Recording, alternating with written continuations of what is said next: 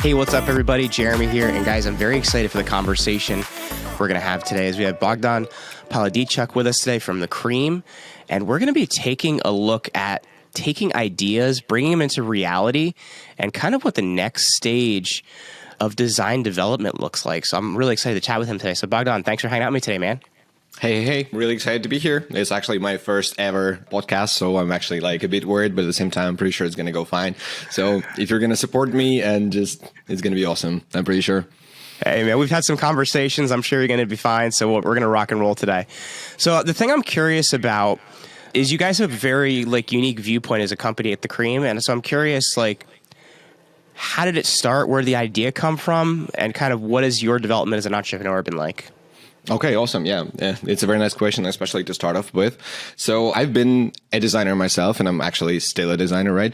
So when I was working as a designer, I was thinking about, what are the pros and cons of being a designer of different workplaces and just of the design work itself. So I was spotting that usually the designer in the team is just like the only person who is a designer amongst all the IT guys. Mm-hmm. So you have nobody to chat with, nobody to exchange ideas with, because everybody else would be technical. And that's the case in many product companies. There would be just one or two designers. So they don't have any interconnection between themselves.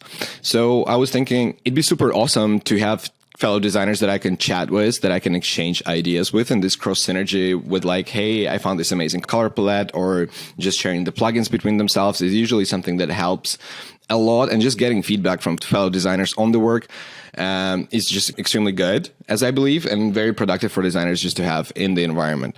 That's why when I was finishing working as a designer and thinking about the company, I was like, I want all the people inside of the team to exchange their ideas, cross-collaborate, and be able to just knock each other and ask questions. So one of the things that was really big for me was this cross-collaboration, and this is something that I brought to my agency. Also, I like democracy a lot, so I really don't like super huge ear-pierce kind of processes where you have to have tons of different papers just to have a day off or a sick leave or whatever. Just you have to come with exactly the same time to your job. So again, when I was making my company, I was trying to make a workplace that is absolutely democratized from these things. You can start working whenever you want to. You can work for how long you want to, but just do your responsibilities. We were very fixed on the objectives and what you actually have to do. But that's you can funny. do That's very similar to our work philosophy, actually. It's the reason we've been able to get a lot of people we've been able to get, because you can get some really talented people that can actually like to do things their own way. Yeah, I think for the creative people, this is the only way to do it. Even if you look at Google and everything else, they're giving everything, all the massage therapies and catering inside and the bars and the sports. So you can, have your own pace of how you create things, do your own things, but at the same time be productive. I think we're the whole society is shifting from the very strict standards. And I think that started happening after COVID hit. When everybody started being remote, I think there was the first wave of people being hey, we can do things differently. We don't have to be in the box, fully framed, 9 to 5, exactly like that. There are different companies that probably need the strictness, but with design, I'm very happy to have this kind of flow inside of our team. And I think that is what brings all this value and extra results. So let me ask you this then. I guess what would you say is kind of unique about the way you guys look at design? Because it does seem like you have kind of a different aesthetic to things. Yeah. So basically, a lot of people are looking at the design just as the appearance of things, or just the way it looks. But indeed, all the designers are also kind of fighting this hypothesis. But we have a system in place that is called the semiotic triangle, which means there's a sense, form, and a function to everything in design. So it's not just about how it looks, but how it works and what kind of message or function does it serve in order to, work well. So then just looking at fancy things is just one thing in design. Aesthetics is beautiful. We love it. We always focus on high-end aesthetics. But then what were you trying to say? What's the message behind it? And then starting from there, you can actually create great things. You were talking about visual design primarily, I would say. So from that perspective then, one of the things that I've seen you talk about is kind of the secret to what a website should look like when we're talking about conversion. I guess people really get kind of stuck in the wrong thing. So in your viewpoint, what's the secret to real website conversion? Yeah, the secret to website conversion is actually in the story, I think. a lot of people are getting it wrong, and a lot of founders are trying to make a website as a technical manual and explain all these technical details about who they are and what they do. This is important, but people actually like when it's personalized. They like when whatever they're looking at is very appealing to them, I would say. So instead of having these stock images, people feel these are stock images. For example, if you're using any type of imagery, video, or whatever, if you create something custom, something alive, take real pictures, real photos, this is one of the things that actually makes it feel like, okay, these people are real. They actually have the expertise or whatever. And this seems like something generated on a random template. And the credibility behind the conversion is extremely important, as well as just the clarity of what you're trying to speak. So yeah, I say like a lot of people are going very generalistic with the way they put down the copy. For example, like, we are the best in innovation. We innovate everything and innovation at your fingertips, but it's not even clear what they do. At the same time, I love how Apple approaches their website. And like, a lot of people would reference this as one of the great examples, but I can actually break it down like part by part. Why does it work? Because it's about you. It's not about them. They're not saying we are. Let's take a look at that then. Let's take a look at part by part why it works. Because I think that is interesting, because I know it communicates to a lot of people. Like, even for me, like, I like a very simple, clean-cut design, but yet Apple very much communicates to me. I'm talking on a MacBook, sitting next to an iPhone. Like, I own a lot of Apple products, you know? Yeah, absolutely. Same here. When we're talking about their websites, again, we can break it down to the copy, the structure, the interactivity, and the visual part of it. Just to break it down real quick. All of them are important. It's not about like being clean and clear and that's it. It's about everything coming together. So I was looking at this AirPods Pro Max, and you can actually also take a look at it in your free time. That just to website's recap. incredible. The AirPods Pro Max site. Yeah, it's huge headphones, and it says just AirPods Max. That's it. You see the product. It looks beautiful.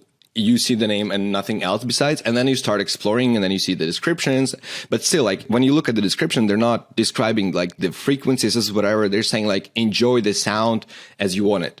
So it's about you, again, not about them. So the whole messaging of Apple is always about explaining what's your real use case value in it. It's not about how complex they made the system or what's even behind the curtains. I mean, they get there to the technical specification of the device, but they're talking about how you will enjoy having their device. And they're making it short, sweet, very straight to the spot. But at the same time, it's still, again, there's no fluff there. They're like picking their very nice language, and a lot of people are trying to cover the meaning behind the form, again, using all these fancy words, but they just don't work. And then the next point I would say is the interactivity part of it, of course.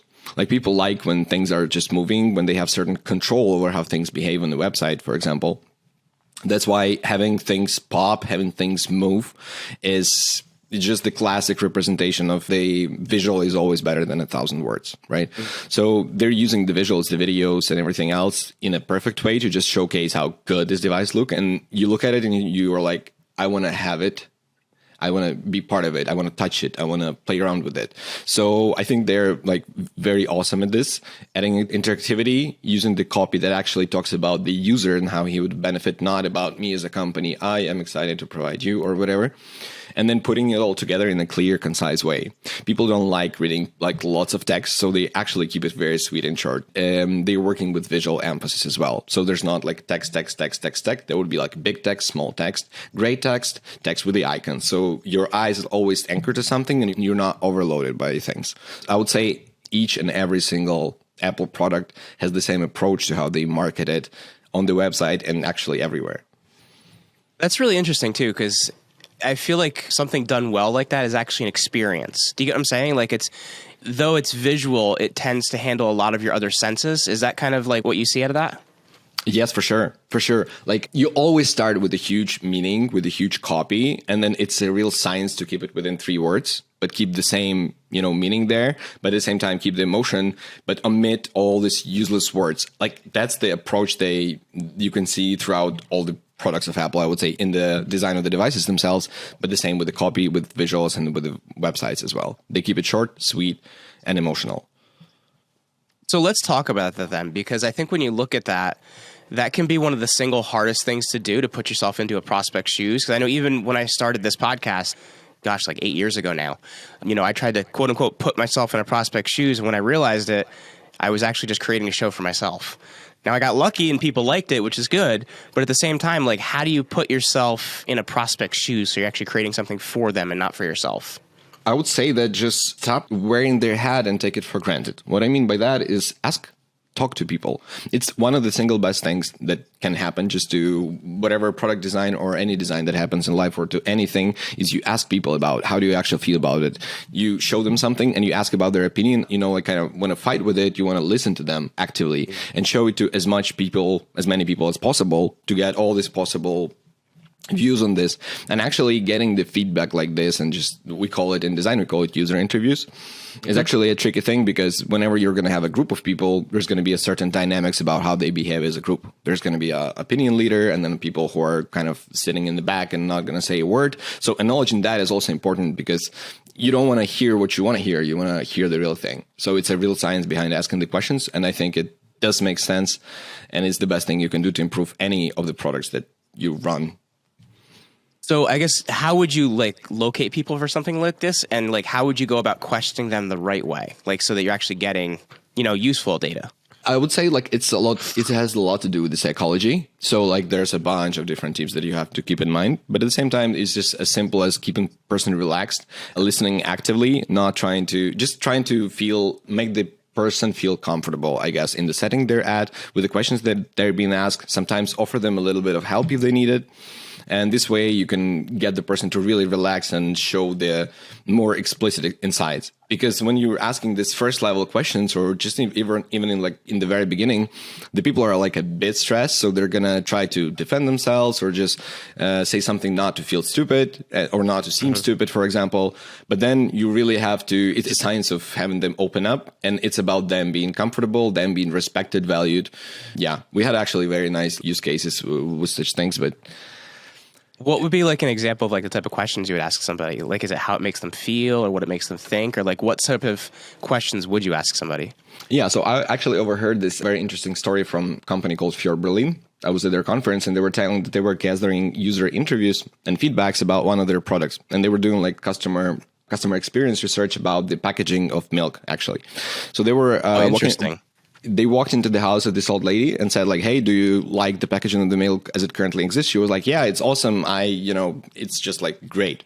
So then she invited them for dinner, and then they had a lovely chat, and they were about to leave. So she took this bottle of milk and she started just screwing it and just making all this weird things with it just to pack it into the garbage can. And they were like, but why are you doing this? And she was like, yeah, it's just, it doesn't fit. I would like it to be smaller in size. So I really always change them in size in order to throw it in the garbage.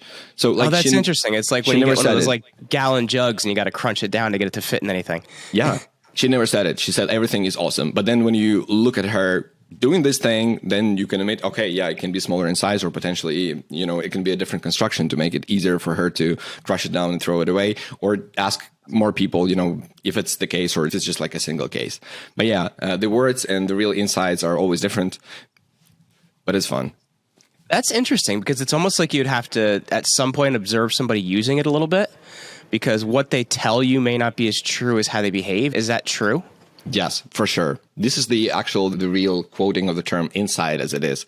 It's not about any information. It's about the information that you obtain in the person, in their real habit of doing something. Because when you're under observation, you still act slightly different than you would act just by yourself. So the fact of insight and the matter of finding these real use cases without, the observer fact, the Schrodinger kind of principle, right, is something that really helps you to get to the real root of the things. That's really interesting, because I'm thinking in my head about different websites and apps and things like that I've used, and I'm oh, the app's great, but then I realize well, I can't use this part, and I complain about this part, and it's in my mind it's great. And if somebody interviewed me about it, I'd probably say it was great. But if you actually see the experience, you're going to see, what somebody, has to actually say about it, which is true. You know what I mean? Yeah. Reality is what you can see and observe. Yeah, this is one of the things that was the most fascinating for me, I guess. I love Hotjar as a tool in terms of web analytics, because Hotjar meaning the thing where you can see where people click on a site or where they spend the most time? Yeah, they're a live recording session, so you can see how they actually are moving their mouse, where they are holding it, are they trying to click something, or are they trying to rotate something. So yeah, I'm a huge fan of this tool because, again, you can ask a bazillion questions, but when you look at the person doing it, if you even hear how he clicks, like, he's in a rage trying to click something and something doesn't work. I understand he's very pissed, or he's trying really hard. I can never extract that from any interview. He'd be like, yeah, I was trying, it was not working. But, it's not, I wouldn't understand that he's mad. And this is something that comes from real watching, observing, and insights.